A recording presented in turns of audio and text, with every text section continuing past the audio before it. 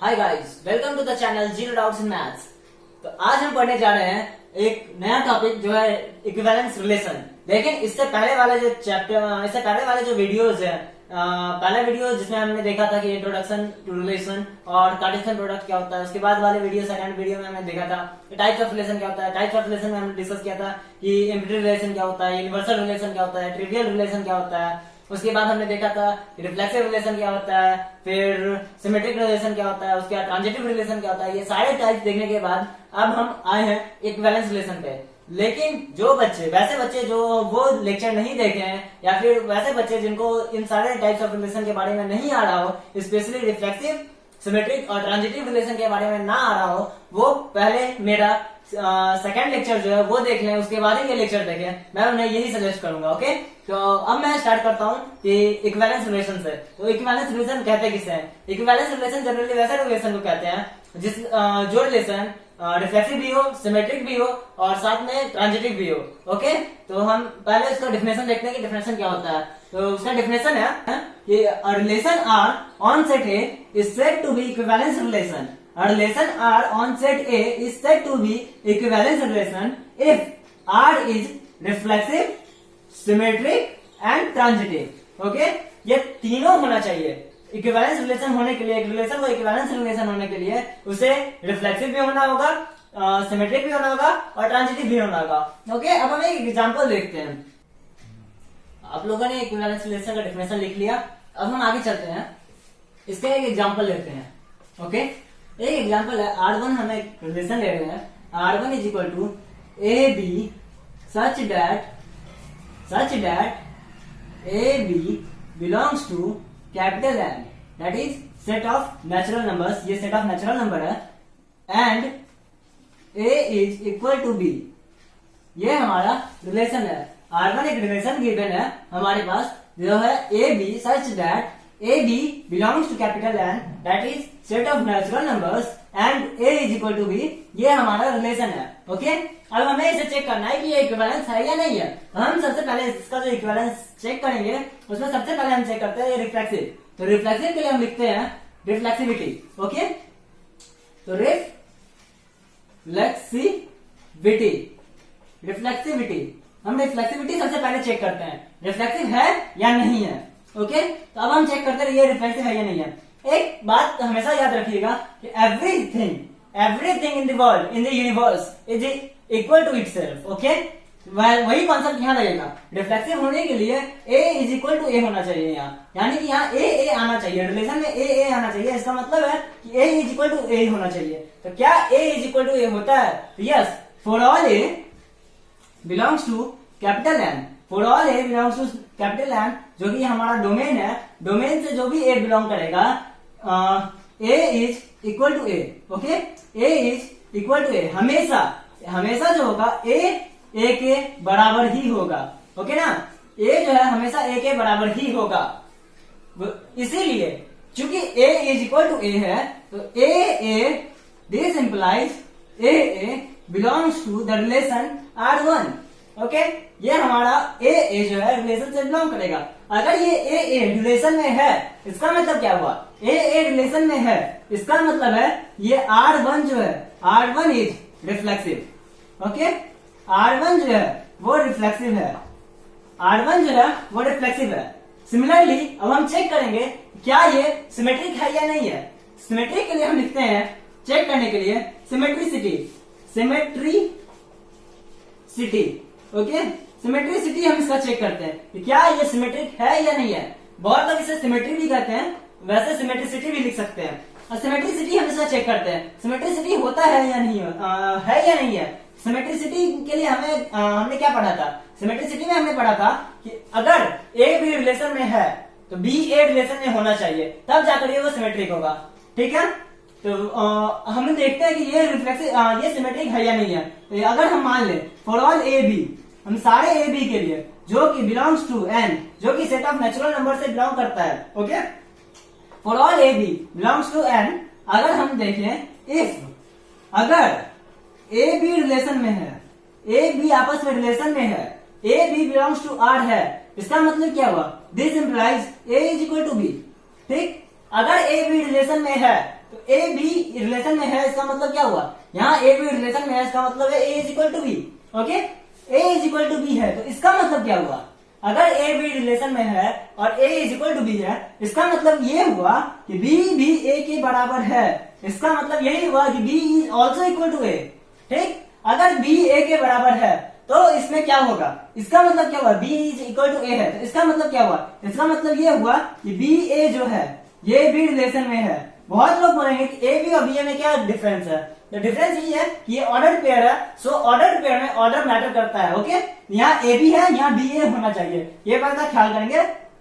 अब अगर बी ए यहाँ रिलेशन में है, चूंकि ए बी रिलेशन में है और बी ए भी रिलेशन में है, तो इसका मतलब क्या हुआ, अगर ए बी और बी ए दोनों रिलेशन में है, ये भी बिलोंग्स टू R1 है और ये भी बिलोंग्स टू R1 है। ठीक, अगर दोनों रिलेशन में है, इसका मतलब ये हुआ the relation R1 is symmetric. Okay, relation जो है R1 वो सिमेट्रिक होगा।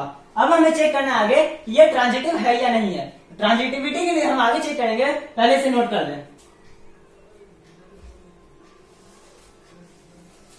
लिख लिए, अब आगे चलते हैं। आगे हम चेक करने वाले थे ट्रांजिटिविटी, इसका ट्रांजिटिव है या नहीं है, तो इसके लिए हम लिखेंगे ट्रांजिटिविटी।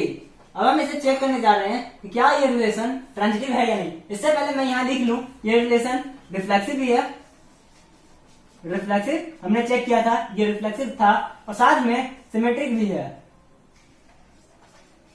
ये रिलेशन रिफ्लेक्सिव भी था, सिमेट्रिक भी था। अब हम चेक करने जा रहे हैं कि क्या ये ट्रांजिटिव है या नहीं है, क्या ये रिलेशन ट्रांजिटिव है या नहीं है, ये हम चेक करेंगे। ओके, नाउ हम ट्रांजिटिविटी इसका चेक करते हैं। ट्रांजिटिविटी के लिए क्या था केस, ट्रांजिटिविटी के लिए जो केस था वो ये था कि अगर ए डी आर में है, यानी कि ए बी रिलेशन में है और बी सी रिलेशन में है, ए बी रिलेशन में है और बी सी रिलेशन में है, तो ए और सी भी रिलेशन में होना चाहिए, तब जाकर के वो ट्रांजिटिव होगा। ठीक है, हम अब यहाँ चेक करते हैं कि क्या ये ट्रांजिटिव है या नहीं है। अगर आपको ट्रांजिटिव रिलेशन में कोई प्रॉब्लम हो तो आप लेक्चर नंबर 2 देख सकते हैं। ओके, तो आप ट्रांजिटिविटी चेक करते हैं। ट्रांजिटिविटी में अगर हम चले, ट्रांजिटिविटी में हम देखते हैं कि for all A B C belongs to natural number n। Okay, कि चूंकि यहाँ पे डोमेन नेचुरल नंबर n दिया हुआ है, तो यहाँ n होगा। अगर रियल नंबर का रहता तो रियल नंबर का डोमेन होता, जो भी डोमेन होगा वो डोमेन से ही बिलोंग करना चाहिए। ओके, अब हम देखते हैं for all A B C belongs to n, if अगर A B belongs to R1, okay, A B relation में है and B C belongs to R1। Okay, अगर ए बी रिलेशन में है और बी सी रिलेशन में है, इसका मतलब क्या हुआ, ए बी रिलेशन में है और बी सी रिलेशन में है, इसका मतलब ये हुआ यहाँ पे जो कंडीशन दिया हुआ ए इज इक्वल टू बी, ये दोनों पे लागू होगा। इसका मतलब ये हुआ ए बी अगर रिलेशन में है तो A is equal to B and B C relation में है तो B is equal to C. Okay, A is equal to B and B is equal to C. अगर अब देखते हैं कि क्या ए और सी रिलेशन में है, अगर ये ए और सी रिलेशन में होगा तो वो ट्रांजिटिव होगा। हमें यही चेक करना है कि क्या ए और सी रिलेशन में है या नहीं है। तो अब हम चेक करते हैं इसे। तो आगे अगर हम बढ़े तो ये देखते हैं ए बी इक्वल है, बी सी इक्वल है, तो ऑब्वियस है कि ऑब्वियसली ए सी इक्वल होगा। ओके, अगर ए बी रिलेशन में है, ए और बी इक्वल है और बी और सी इक्वल है, ए सी ऑब्वियसली है कि ये इक्वल होगा ही होगा। अब हम देखते हैं अगर ए सी रिलेशन में है, इसका मतलब क्या हुआ, ए सी रिलेशन में है, इसका मतलब ये हुआ ए इज इक्वल टू सी है, इसका मतलब ये हुआ ए सी रिलेशन में है, इसका मतलब ये हुआ A C belongs to R1।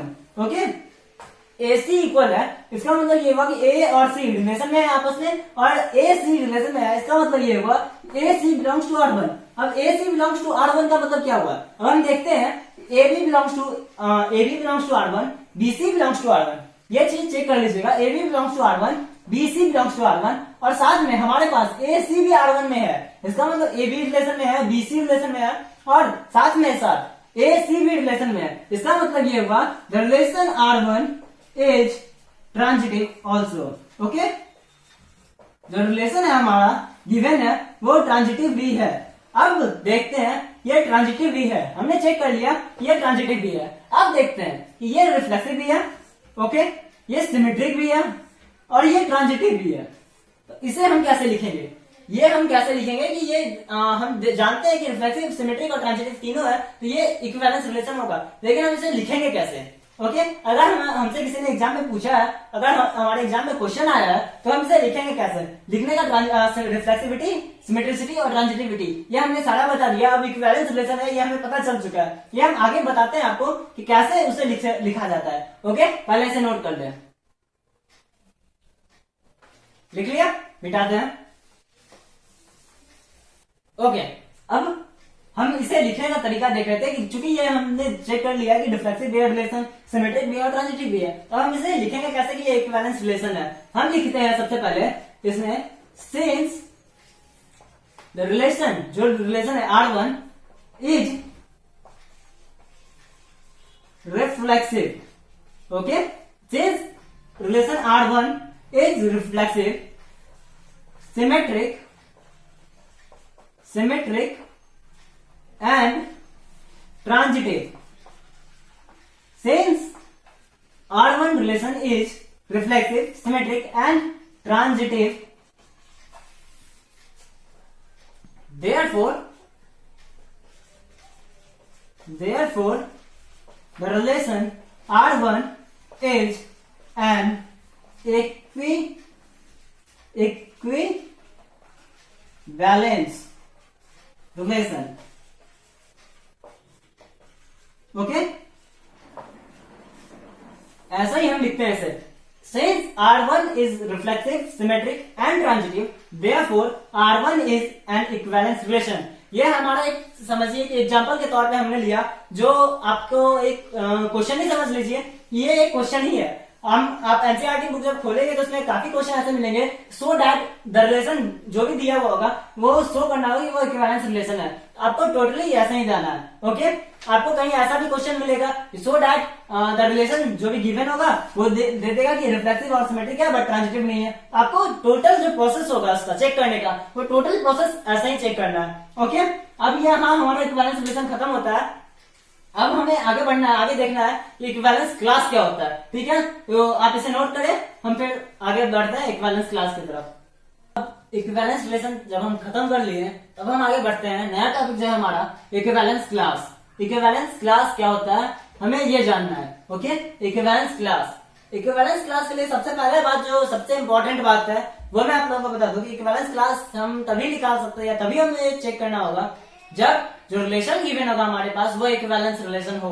अगर ये कंफर्म नहीं है कि वो इक्विवेलेंस रिलेशन है, यानी कि दिया हुआ नहीं है, अगर क्वेश्चन में दिया हुआ गिवन नहीं है कि वो इक्विवेलेंस रिलेशन है या नहीं है, तो हम पहले उसे चेक कर लेंगे क्या वो इक्विवेलेंस रिलेशन है। अगर इक्विवेलेंस रिलेशन है तभी हम आगे इक्विवेलेंस क्लास निकालने के लिए जाएंगे। ओके, तो हम इसके डिफिनेशन से पहले स्टार्ट करेंगे कि if R is an equivalence relation, okay, if R is an equivalence relation on set A, अगर सेट A पे R एक इक्विवेलेंस रिलेशन है, जो मैं अभी बोल चुका हूं, ये बहुत इंपॉर्टेंट है कि वो इक्विवेलेंस रिलेशन हो, तभी हम इक्विवेलेंस क्लास निकालेंगे। ठीक ना, तो आगे हम पढ़ते हैं कि if R is an equivalence relation on set A, then it decomposes A into pairwise disjoint subsets।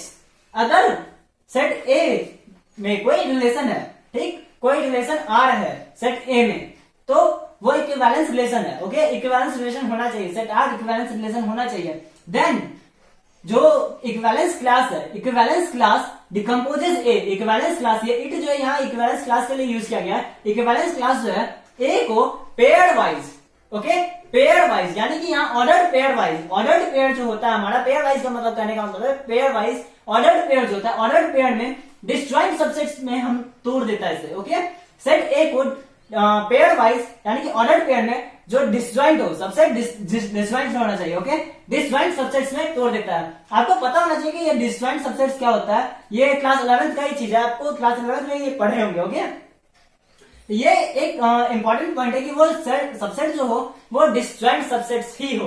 Okay, आगे हम बता देंगे कि डिसजॉइंट सबसेट्स क्या होता है, जब हम एग्जांपल लेंगे तो मैं इसके बारे में भी डिस्कस थोड़ा सा कर दूंगा। ओके, आगे हम इसके बारे में एक और टॉपिक, एक और पॉइंट देखते हैं, इसे डिनोट कैसे किया जाता है। It is denoted using square braces. Okay, हम इसे स्क्वायर ब्रेसेस में डिनोट करते हैं। फॉर एग्जांपल, अगर हमें x का इक्विवेलेंस क्लास निकालना है किसी रिलेशन में, R एक रिलेशन है जिसमें मान के चलते हैं x is R related to y, ये हमारे पास दिया हुआ है कि x is R related to y, तो हमें x का अगर इक्विवेलेंस क्लास निकालना है तो हम x को स्क्वायर ब्रेसेस के अंदर में लिखेंगे, ये हमारा इक्विवेलेंस क्लास को डिनोट करता है। ओके, अब इसके बारे में एक और पॉइंट है जो हम डिस्कस कर लेते हैं, पहले आप इसे नोट करें।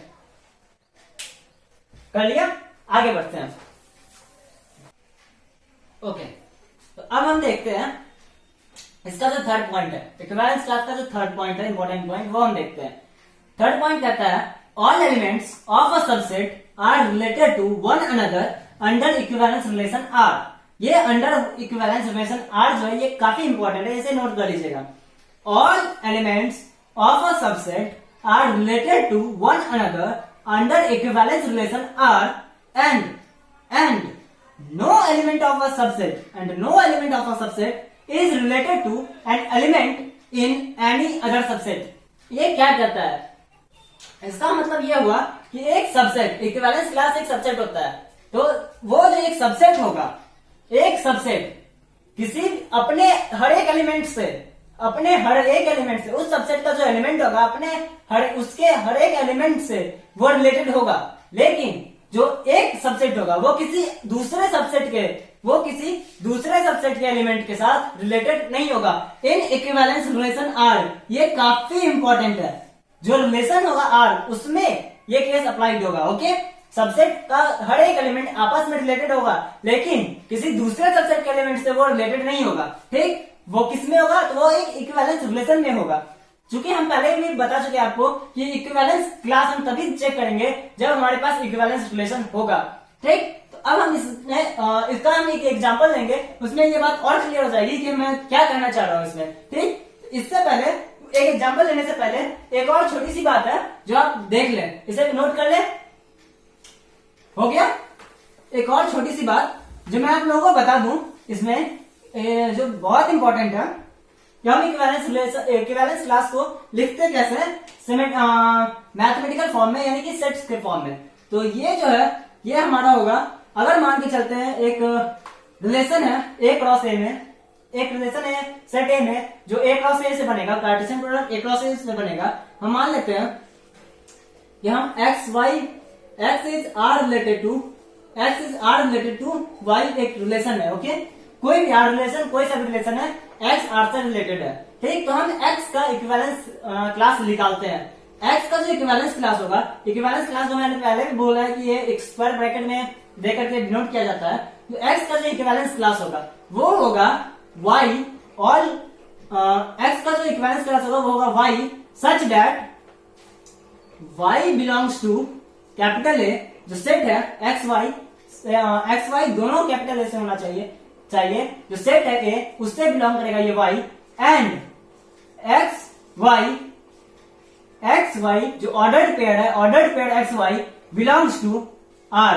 ये r जो है ये एक रिलेशन है। ओके, ये जो इक्विवेलेंस क्लास है x, ये equivalence class x is equal to y such that y belongs to a, the set a, and x y जो है यहाँ ये ऑर्डर्ड पेयर है, ordered pair x y belongs to r, ये r जो है यहाँ रिलेशन है। ओके, अब हम इसे एक एग्जांपल से क्लियर करते हैं, इस थर्ड पॉइंट को, ये होता क्या है।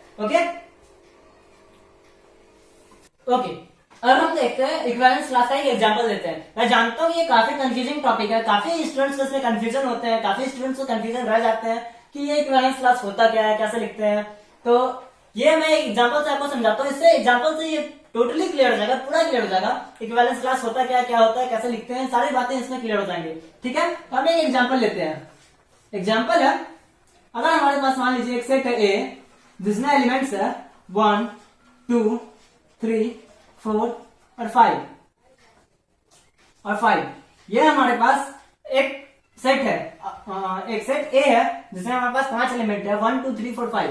ठीक, अब इसमें हम एक रिलेशन लेते हैं, हमारे पास एक रिलेशन दिया गया है 1 1 2 2 3 3 4 4 5 5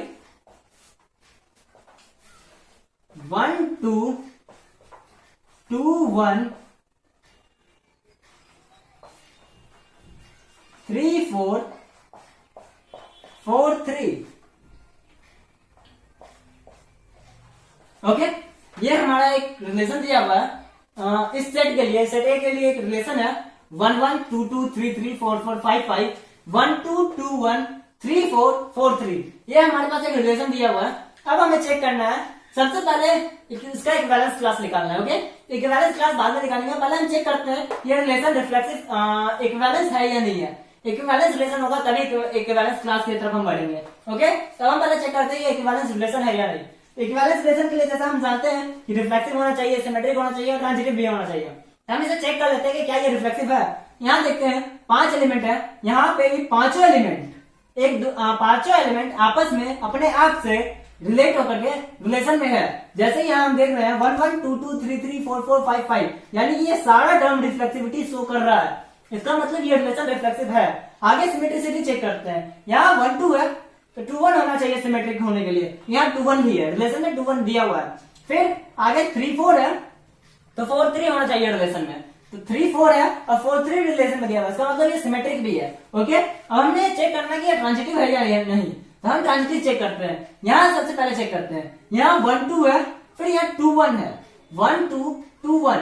इसका मतलब इसका जो आने वाला जो तीसरा ऑर्डर पेयर होगा वो होगा 1 1 1 1 यहाँ है। अगर इसे एक चीज ख्याल करेंगे, ट्रांजिटिव में ये चेंज होकर के भी बन सकता है। ओके, क्योंकि ये एक ऑर्डर पेयर है, लेकिन ये पूरा रिलेशन जो है ये एक सेट है और सेट में ऑर्डर मायने नहीं रखता है और ऑर्डर पेयर में ऑर्डर मायने रखता है। ये बात बहुत इंपॉर्टेंट है, ये बात आपको याद होनी चाहिए। ओके, अब देखते हैं, अगर हम इसे इंटरचेंज कर लेते हैं तो पहले आ जाएगा 2 1, फिर आएगा 1 2 2 1 1 2। तो यहाँ पे जो तीसरा ऑर्डर पेयर होना चाहिए वो होना चाहिए 2 और 2, 2 2 भी हमारे पास अवेलेबल है। सिमिलरली यहाँ पे भी अगर हम देखें तो 3 4 4 3, तो 3 3 अवेलेबल है और वैसे ही सिमिलरली अगेन 4 3 3 4 4 3 3 4, तो हमारे पास 4 4 4 4 भी अवेलेबल है। इसका मतलब ये रिलेशन सिमेट्रिक भी है, रिफ्लेक्सिव भी है, सिमेट्रिक भी है और ट्रांजिटिव भी है। ये रिलेशन अब चूंकि रिफ्लेक्सिव, सिमेट्रिक और ट्रांजिटिव तीनों है, तो ये रिलेशन इक्विवेलेंस रिलेशन होगा। अब हम इसका इक्विवेलेंस क्लास निकालते हैं। ओके, तो सबसे पहले हम इक्विवेलेंस क्लास ऑफ 1 निकालते हैं। इस सेट में 1 का क्या होगा, equivalence class. Equivalence class of 1, हम सारे एलिमेंट का इक्विवेलेंस क्लास एक एक करके निकालेंगे। सबसे पहले हम देखते हैं इक्विवेलेंस क्लास ऑफ 1 क्या होगा। इक्विवेलेंस क्लास ऑफ 1 वैसा एलिमेंट होगा जो x जो होगा x y, यहाँ गौर करेंगे, यहाँ x y, x पहला टर्म है, y सेकंड टर्म है, x की जगह x यहाँ है। इसका मतलब ये जो रिलेशन है, ये जो एलिमेंट है 1, इसका हमें इक्विवेलेंस क्लास निकालना है। इसका मतलब 1 के साथ जो जो नंबर एसोसिएटेड होगा, जो जो नंबर रिलेटेड होगा, वो सारे के सारे इसके इक्विवेलेंस क्लास में आ जाएंगे। जैसे कि अगर हम इसे बात करें, इसमें अगर हम इस रिलेशन में देखते हैं कि कौन कौन सा जो एलिमेंट है वो 1 के साथ रिलेटेड है। सबसे पहले 1 1 1 के साथ रिलेटेड है, सबसे पहले 1, और ऑब्वियसली है कि ये 1 1 के साथ रिलेटेड होगा। क्यों? क्योंकि ये इक्विवेलेंस रिलेशन है। इक्विवेलेंस रिलेशन होने के लिए रिफ्लेक्सिव होना चाहिए और रिफ्लेक्सिव होने के लिए हर एलिमेंट को अपने आप से एसोसिएटेड होना चाहिए। तो ये 1 से हर एलिमेंट, इसका 2 भी 2 से रिलेटेड होगा, 3 भी 3 से रिलेटेड होगा, सिमिलरली सारा एलिमेंट अपने आप से रिलेटेड होगा ही। अब हम देखते हैं 1 1 के साथ रिलेटेड है। आगे बढ़े अगर तो यहाँ हम देखेंगे कि 1 2 के साथ भी रिलेटेड है। ओके, तो ये हमारा हो गया सेट 1 और 2। ये हम नहीं देखेंगे क्योंकि यहाँ पे y की जगह 1 दिया हुआ है, x के जगह 2 है। ओके, इस बात को ध्यान करेंगे, यहाँ y की जगह 1 है, इस वजह से ये इसके इक्विवेलेंस क्लास में नहीं आएगा। आगे हम देखते हैं कि इसका इक्विवेलेंस क्लास 2 का इक्विवेलेंस क्लास निकालते हैं। तो जैसा कि मैंने बोला रिफ्लेक्सिव है तो सारा एलिमेंट अपने आप से होगा ही रिलेटेड, तो मैं 2 इसमें लिख ही देता हूं क्योंकि यहाँ पे 2 है भी, आप देख सकते हैं यहाँ 2 है भी। ओके, अब देखते हैं कि 2 और किससे रिलेटेड है। 1 यहाँ अगर हम देखें, यहाँ पे जाकर के 2 1 से रिलेटेड है। ओके, इसके इक्विवेलेंस क्लास में आएगा 2 और 1, चूंकि अब ये एक सेट है। ओके, ये एक सेट है, तो ये सेट जो है, सेट में ऑर्डर मायने नहीं रखते हैं, इस वजह से इसे हम 2 1 को 1 2 लिख सकते हैं।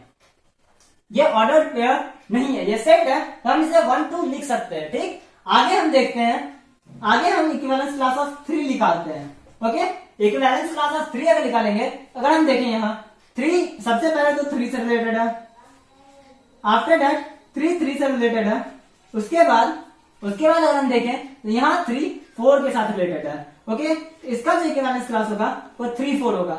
आगे हम बढ़े अगर थोड़ा सा आगे हम बढ़ते हैं, अब आगे बढ़ करके हम इक्विवेलेंस क्लास ऑफ 4 निकालते हैं। 4 में जो इक्विवेलेंस क्लास होगा वो 4 आपस में रिलेटेड है। यहाँ आगे हम देखते हैं तो यहाँ 4 और 3 रिलेटेड है, 3 के साथ रिलेटेड है। अब इक्विवेलेंस क्लास ऑफ 5 निकालते हैं। इक्विवेलेंस क्लास ऑफ 5 क्या होता है, क्या होगा यहाँ, चूंकि यहाँ पे सिर्फ 5 ही है एलिमेंट, एक ही एलिमेंट है 5। ओके, तो ये 5 से ही सिर्फ एसोसिएटेड है, तो उसके इक्विवेलेंस क्लास में सिर्फ 5 ही आएगा।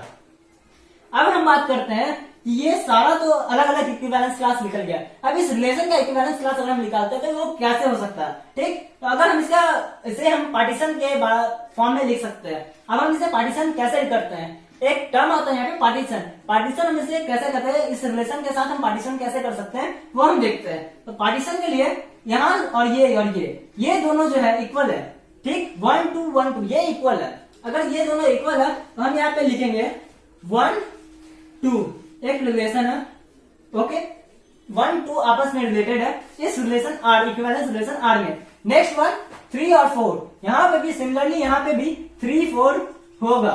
ओके, सिमिलरली यहाँ पे भी 3 4 होगा और 3 4 है यहाँ पे रिलेशन में आगे। ओके, अब लास्ट वन 5, लास्ट वन जो है यहाँ 5, इसे मैं मिटा देता हूं, आप लिख लें।